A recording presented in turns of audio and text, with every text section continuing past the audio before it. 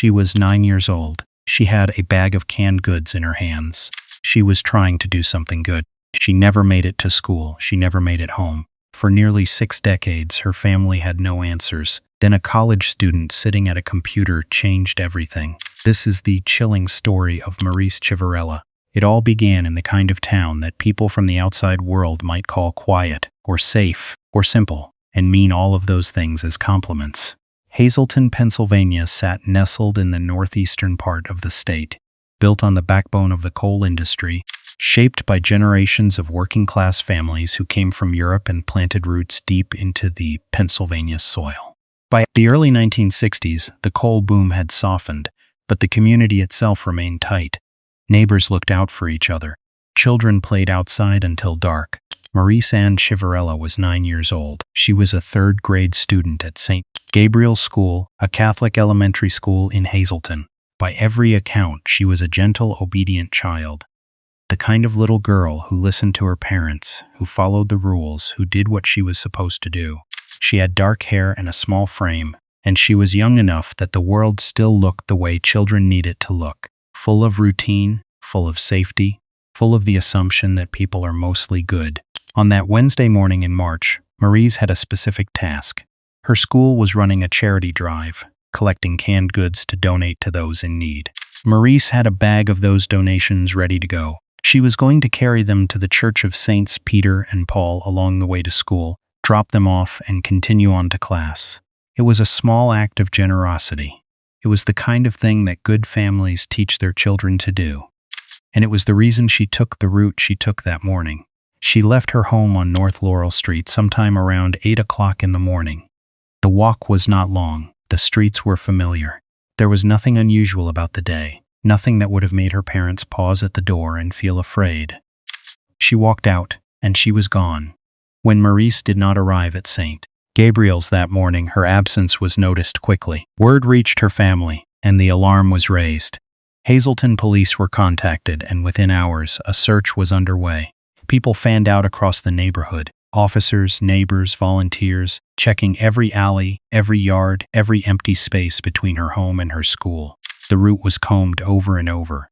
There was no sign of Marise. There was no sign of the bag of canned goods she had been carrying.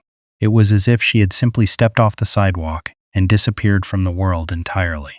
For 2 agonizing days, her family waited. They prayed. They hoped. They held on to the possibility that there was some explanation, some mistake, some version of events where Marise was still alive somewhere and would come home. That hope was destroyed on March 20th, 1964, when her body was discovered in a wooded area not far from where she had last been seen. She had been sexually assaulted. She had been murdered. She was 9 years old, and she had been carrying donated food to a church, and someone had ended her life for no reason that any decent human being could ever understand. The discovery sent shockwaves through Hazleton and beyond. This was not something the community had any framework for. Violence happened in the world. People knew that, but not here, not like this, not to a 9-year-old girl walking to school on a Wednesday morning. The grief was immediate and enormous, and right behind it came the demand for justice, from the family, from the community, from law enforcement at every level. The Pennsylvania State Police took the lead in the investigation. Detectives descended on the area and began the exhausting work of trying to piece together what had happened in those final hours of Marise's life. Who had been in the area that morning? Who had been seen near her route? Had anyone noticed a car, a man, anything out of the ordinary? Investigators knocked on doors across the neighborhood. They interviewed residents, witnesses, anyone who might have seen something. Tips came in steadily in those early weeks, some credible, some not, and every one of them had to be run down. The challenge they faced was enormous, and it was rooted in the limitations of 1964. Forensic science in that era was a fraction of what it would eventually become. There was no DNA testing. There were no genetic databases. What detectives had at their disposal was physical evidence gathered at the scene, the testimony of witnesses, and the instincts and experience of investigators who were doing everything humanly possible with the tools they had. Biological evidence was collected from the crime scene, evidence that would prove critically important decades later. But in 1964, there was no technology that could translate it into a name. Suspects were looked at. Men in the area with criminal histories or patterns of predatory behavior were questioned.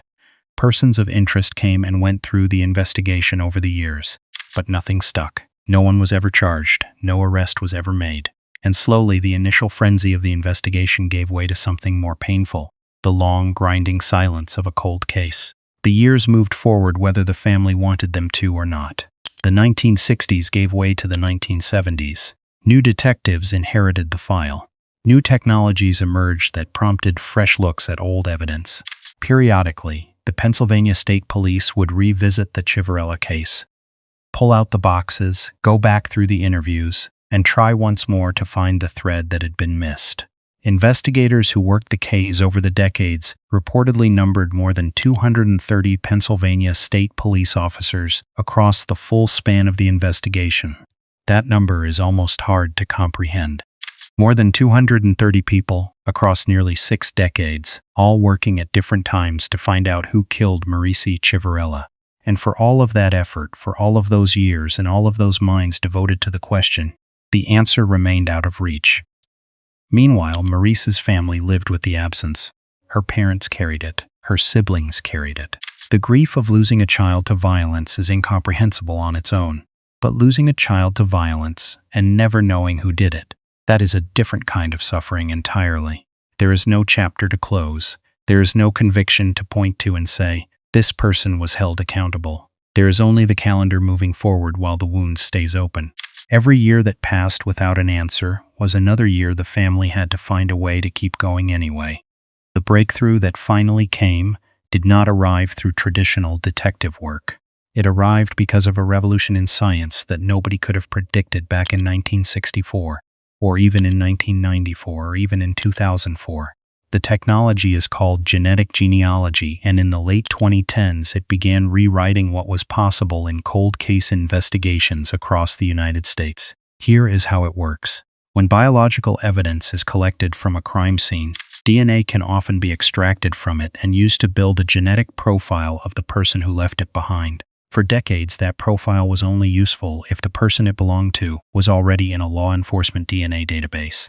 If they were not, the profile sat in a file, waiting. Genetic genealogy changed the equation entirely. By uploading a crime scene DNA profile to consumer genealogy databases, the kind where millions of ordinary people share their genetic data to discover their ancestry and find distant relatives, forensic scientists can identify people who share portions of DNA with the unknown suspect. Those partial matches represent cousins, second cousins, third cousins, relatives who may have no idea they are connected to anything criminal.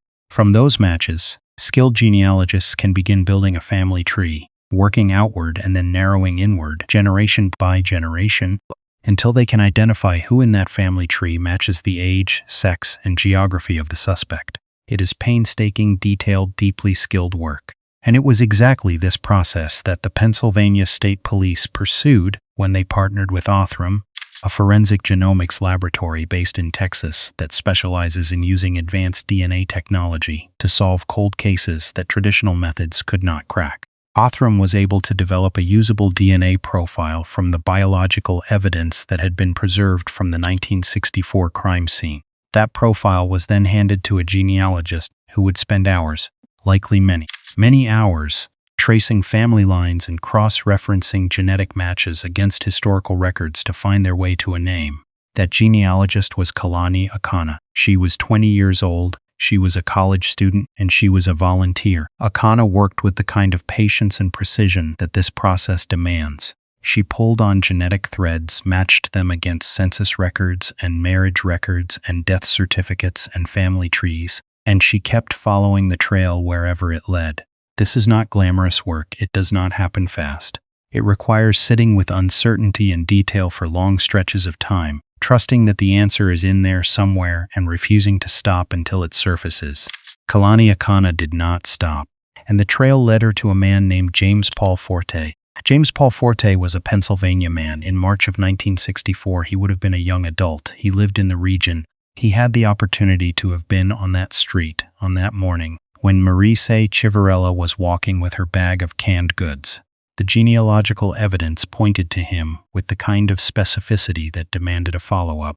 Investigators worked to confirm the finding using additional forensic methods, obtaining DNA from Forte's biological relatives and comparing it against the crime scene profile. The comparison confirmed what Akana's genealogical work had suggested. The DNA matched. James Paul Forte was the man who had kidnapped, sexually assaulted, and murdered 9-year-old Marise Chiverella on March 18, 1964. There was one brutal fact that came with this answer. James Paul Forte had died in 2016. He had lived for more than 50 years after killing that little girl. He had gone on with his life while her family buried her and grieved her and waited for someone to tell them the truth. He died without ever being arrested, without ever being charged, without ever sitting in a courtroom and being forced to answer for what he did. There would be no trial. There would be no sentencing. There would be no moment where the Chiverella family could look at him across a courtroom and hear the word guilty spoken out loud by a jury of his peers. The Pennsylvania State Police made the announcement in 2022. They named James Paul Forte publicly as the man responsible for Marise's murder.